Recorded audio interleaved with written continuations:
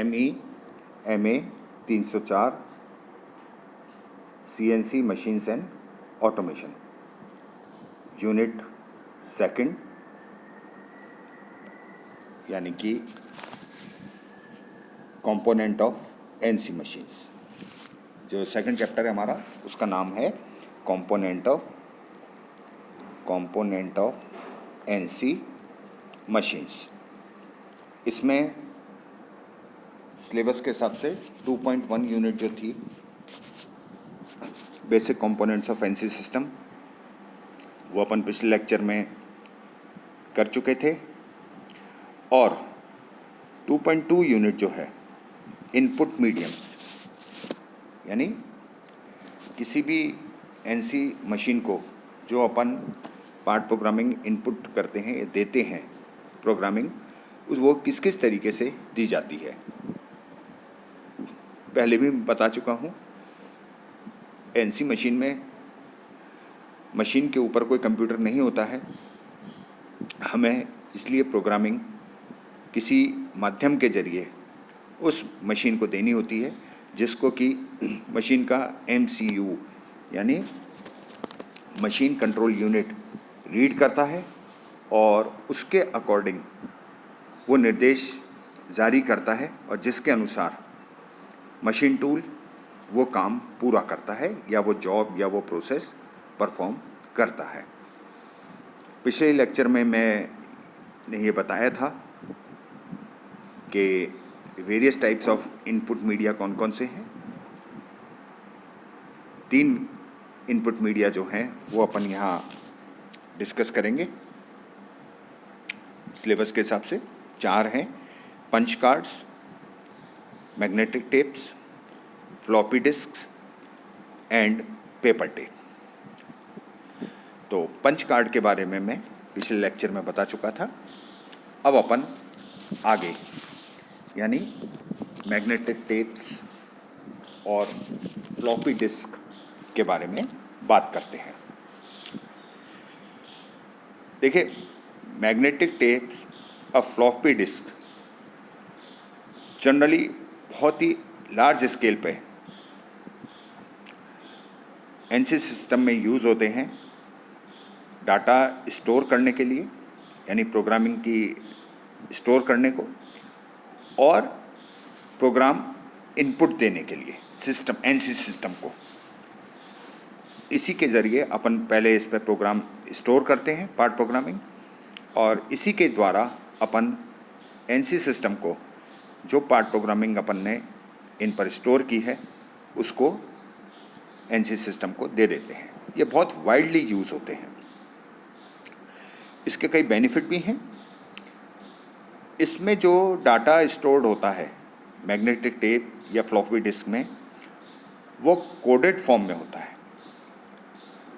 और होता क्या है कि ये जो दोनों चीज़ें हैं, मैग्नेटिक टेप और मैग्नेटिक डिस्क, इन पे मैग्नेटिक मीडियम होता है, और उस मैग्नेटिक दोनों में और इस मैग्नेटिक मीडियम में जो मैग्नेटाइज स्पॉट्स होते हैं, उसके ऊपर कोडेड फॉर्म में अपनी पार्ट प्रोग्रामिंग स्टोर होती है।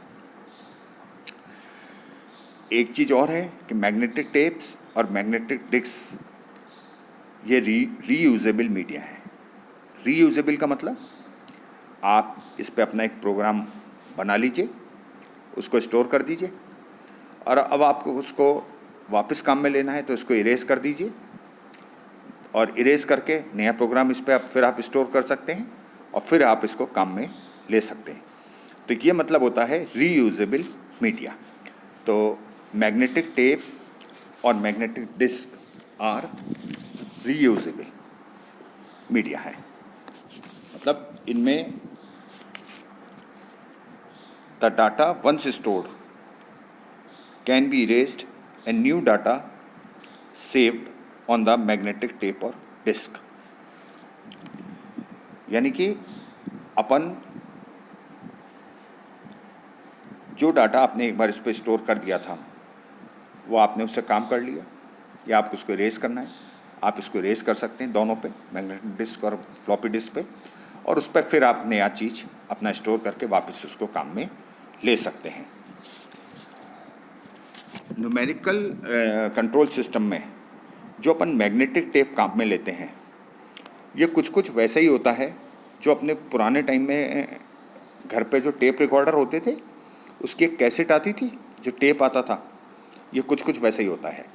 अगर देखा हो घर में पुराने ज़माने के, जो अगर किसी के घर में tape recorders, home tape recorder हैं, तो उसमें अपन गाने सुनने के लिए, स्टोर करने के लिए कैसेट लगाते थे।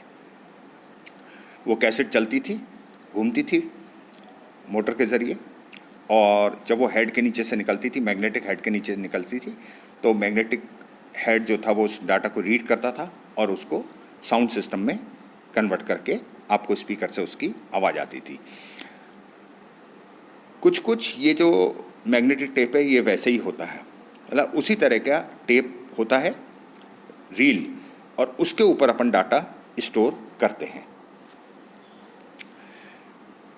जनरली जो मैग्नेटिक टेप होता है इसकी विड्थ 6 mm या 25 mm की होती है। दो साइज़ में अवेलेबल रहता है ये, जनरली 6 mm या 25 mm। हाँ, यहाँ पे जनरली क्या होता है कि ये जो घर का जो टेप रिकॉर्डर होता है उसकी जो आपने कैसेट देखी है, कैसेट के अंदर जो वो टेप की जो रील चल रही है ये उससे चौड़ी होती है, 6 mm की होगी या 25 mm की होगी। लेकिन यहाँ पे अपना कैसेट के अंदर ये चीज़ नहीं स्टोर होती है। एनसी सिस्टम के लिए एक रोल होता है, रील। पुराने टाइम की अगर आपने पिक्चर्स की रील देखी हो, एक गोल स्पाउल होता था और उसके ऊपर वो टेप लिपटा हुआ रहता था, ये कुछ कुछ वैसा होता है। तो अपन को जो भी डाटा आपने इस पर स्टोर किया और आपको जब इनपुट देना है, तो आपको वो जो स्पूल है, वो जो गोल सर्कुलर चीज़ है, उसको आपको वहाँ पे उसकी जगह पे लगाना है। उससे टेप रन करेगा और मशीन जो है, मशीन एमसीयू जो है, मशीन कंट्रोल यूनिट, उसको रीड कर लेगी। इसी प्रकार अगर अपन बात करें फ्लॉपी डिस्क की या मैग्नेटिक डिस्क की, ये सर्कुलर होती हैं, सॉलिड होती हैं, सर्कुलर होती हैं, और मैग्नेटाइज मटेरियल की लेयर इनके ऊपर चढ़ी रहती है। इसको समझाने के लिए मैं बताऊं, पुराने जब अपन पुराना सीडीज़ होती हैं कंप्यूटर की, ये कुछ कुछ वैसी होती हैं कि सॉलिड एक सीडी है, उसके ऊपर मैग्नेटिक मटेरियल चढ़ा हुआ है और उसके ऊपर अपन ने डाटा को रिकॉर्ड कर रखा है। और ये जो डिस्क होती है ये एक स्क्वायर प्रोटेक्टिव स्लीव के अंदर रखी रहती है, मतलब कवर, एक कवर होता है स्क्वायर, उसके अंदर अपन इस डिस्क को संभाल के रख देते हैं। जब काम पुराने ज़माने में ये एक पुराने टाइप के जो कंप्यूटर्स हुआ करते थे, उसके अंदर ये स्क्वायर ब्लैक कलर का ये आता था, उसके अंदर वो रहता था, और वो जब पूरी अपन डिस्केटी उसके अंदर डालते थे कंप्यूटर के अंदर, वो उसको वो रीड करता था कंप्यूटर और उससे वो काम करता था। चीज़ें अब वो नहीं है, किसी ने अगर देखा हो पुराना या किसी को आइडिया हो तो ये आप उससे रिजेंबल कर सकते हैं। इसके अंदर क्या होता है कि जो वो डाटा स्टोर होता है फ्लॉपी डिस्क में, वो कॉन्सेंट्रिक ट्रैक्स में अरेंज होता है डिस्क की सरफेस पे। डिस्क की सरफेस के ऊपर तो वो लगा हुआ है मैग्नेटिक मटेरियल, और वो सर्कुलर फॉर्म के अंदर वो डिस्क उसको स्टोर करती रहती है कॉन्सेंट्रिक फॉर्म के अंदर। जनरली जो मैग्नेटिक डिस्क के साइज़ हैं वो दो साइज़ अवेलेबल होते हैं, 5.25 इंच डायमीटर की और 3.5 इंच डायमीटर की। जबकि अपना वो जो मैग्नेटिक टेप था उसका साइज़ क्या था, विड्थ जो थी टेप की, वो 6 mm और 25 mm। और फ्लॉपी डिस्क या मैग्नेटिक डिस्क के साइज़ की बात करें तो दो में अवेलेबल रहती हैं जनरली, 5.25 इंच और 3.5 इंच डायमीटर में। मैग्नेटिक डिस्क या फ्लॉपी डिस्क ये रैंडम एक्सेस डिवाइस है। मतलब रैंडम एक्सेस डिवाइस का मतलब आपको कहीं पे बीच में भी कहीं पे एकदम पहुंचना है, उस रिकॉर्डेड जो चीज़ आपने की है उसके आपको शुरू से नहीं करना, आपको बीच में पहुंचना है एकदम, आप डायरेक्टली उस पर बीच में आप जा सकते हैं। टेप में क्या करना पड़ेगा, आपको फास्ट फॉरवर्ड करना पड़ेगा और फिर आप उस जगह पे पहुंचोगे। इसके अंदर ये एक फैसिलिटी रहती है कि तुरंत आपको कोई फास्ट फॉरवर्ड नहीं करना है, आपको वो ट्रैक सेलेक्ट करना है, उस ट्रैक पे आप आ जाइए और वो चीज़ वहीं से, उसी ट्रैक से वो चीज़ शुरू हो जाएगी। तो इसको कहते हैं रैंडम एक्सेस डिवाइस। इसका मतलब होता है कि any piece of data recorded on the disk can be accessed at random. Random मतलब किसी भी वक्त अपन उस चीज़ को असेस कर सकते हैं। दूसरी एक चीज़ जो होती है इसकी, मैग्नेटिक डिस्क में जो डाटा ट्रांसफ़र रेट होती है, मतलब जो चीज़ उसके ऊपर अपन ने स्टोर कर दी मैग्नेटिक डिस्क पे, और उसको अपन को इनपुट मीडियम के, वो एक इनपुट मीडियम है, उसको अपन डाटा को ट्रांसफ़र कर रहे हैं, मशीन कंट्रोल यूनिट को दे रहे हैं, बहुत ही जल्दी स्पीडली ये डाटा ट्रांसफ़र कर देती है जब अपन कंपेयर करें इसको मैग्नेटिक टेप से। तो मैग्नेटिक टेप के कंपैरिजन में इसमें एक फ़ायदा होता है कि जो डाटा ट्रांसफ़र रेट है in case of magnetic disk is much faster. दूसरी चीज़, मैग्नेटिक टेप और मैग्नेटिक डिस्क दूसरे इनपुट मीडियम के मुकाबले, यानी पंच कार्ड या पंच टेप के मुकाबले बहुत ज़्यादा डाटा स्टोर कर पाते हैं। यानी आप एक डिस्क के अंदर या एक मैग्नेटिक टेप के स्पूल में आप बहुत सारा डाटा स्टोर कर सकते हैं। अगर हम पंच कार्ड से कंपेयर करें तो एक, मान लीजिए, पार्ट प्रोग्रामिंग करने के लिए आपको 4, 5, 6, 7, 8, 10 मैग्नेटिक टेप पंच कार्ड लग रहे हैं, तो वो आप एक मैग्नेटिक टेप में या एक फ्लॉपी डिस्क के एक पार्ट के अंदर ही वो अपना काम हो जाएगा। लेकिन इनके साथ एक नुकसान भी है, डिसएडवांटेज भी है, कि अगर मैग्नेटिक टेप और मैग्नेटिक फ्लॉपी डिस्क किसी मैग्नेटिक फील्ड के कांटेक्ट में अगर आ गई तो इस पे जो डाटा रिकॉर्डेड हुआ है वो करप्ट होने की संभावना रहती है, या वो करप्ट हो जाता है। तो इसलिए इसको ये ध्यान रखना पड़ता है कि इस पे जो भी डाटा आपने रखा है, स्टोर किया है, स्टोर करने के बाद मैग्नेटिक टेप या फ्लॉपी डिस्क किसी मैग्नेटिक फील्ड के संपर्क में नहीं आए। इसके बाद आती है बात पंच्ड टेप। पहले अपन ने देखा था पंच कार्ड, उसमें वो एक कार्ड होता था, उस कार्ड पर प्रोग्रामिंग की, पूरी प्रोग्रामिंग उस कार्ड पे नहीं आई, अपन ने फर्स्ट कार्ड हटाया, फिर सेकंड कार्ड पे आगे अपन ने प्रोग्रामिंग करनी शुरू की। तो इसका मतलब अपन को कार्ड संभाल के रखने पड़ते थे उसी सीरियल ऑर्डर में। पंच टेप और मैग्नेटिक टेप और मैग्नेट फ्लॉपी डिस्क में ये चीज़ नहीं थी, उसके अंदर डाटा बहुत ज़्यादा स्टोर हो जाता है और अपन को एक ही मैग्नेटिक टेप के स्पूल से या फ्लॉपी डिस्क से अपन काफ़ी डाटा रख लेते हैं। तो जनरली एक प्रोग्राम के लिए अपन को एक या उससे कम मात्रा में ही अपना डाटा स्टोर अपन फ्लॉपी डिस्क पे या मैग्नेटिक टेप पे कर सकते हैं। इसके बाद आया पंच टेप। पंच टेप भी बहुत कॉमनली यूज़ होता है प्रोग्राम्स को मशीन कंट्रोल सिस्टम में फीड करने के लिए। कई सारे पेपर टेप्स एनसी सिस्टम में काम में आते हैं, लेकिन जो स्टैंडर्ड फॉर्मेट है टेप साइज़ और कॉन्फ़िगरेशन का, यानी उस पेपर टेप पे आप फिगर देख रहे हैं नीचे कि ये 25 mm वाइड पंच टेप की फिगर है। तो अब हर एक इंडस्ट्री वाला जो एनसी मशीन बनाता है, सिस्टम बनाता है, वो अपना अलग अलग नहीं करे, एक कॉमन प्लेटफॉर्म बने, एक कॉमन वर्ल्ड वाइड एक एक्सेप्टेंस हो, स्टैंडर्ड बन जाए। तो इसके लिए स्टैंडर्ड फॉर्मेट बनाया गया टेप साइज़ और कॉन्फ़िगरेशन का, और दो तरह के ये काम में आए। पहला तो है electronic industries association of USA, जिसको अपन कहते हैं EIA। ई मतलब इलेक्ट्रॉनिक, आई मतलब इंडस्ट्रीज़, ए मतलब एसोसिएशन।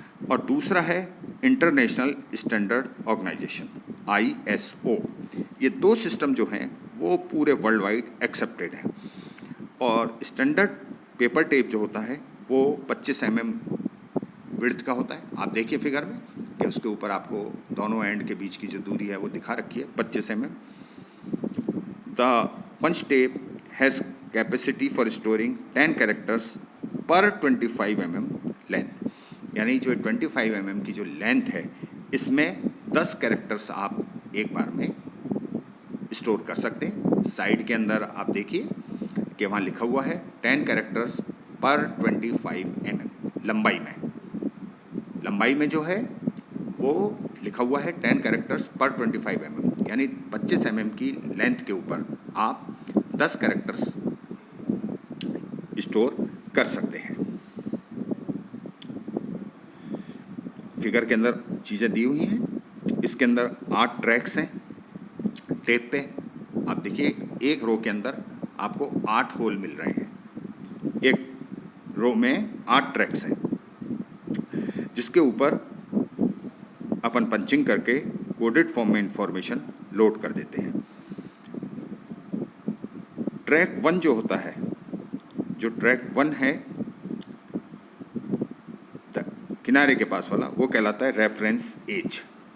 कॉर्नर वाली जो आप देख रहे हो रेफरेंस एज, एक कॉर्नर के ऊपर जो कोना बना हुआ है उसका पहले ट्रैक के बराबर में, वो कहलाता है रेफरेंस एज या रेफरेंस एंड्स।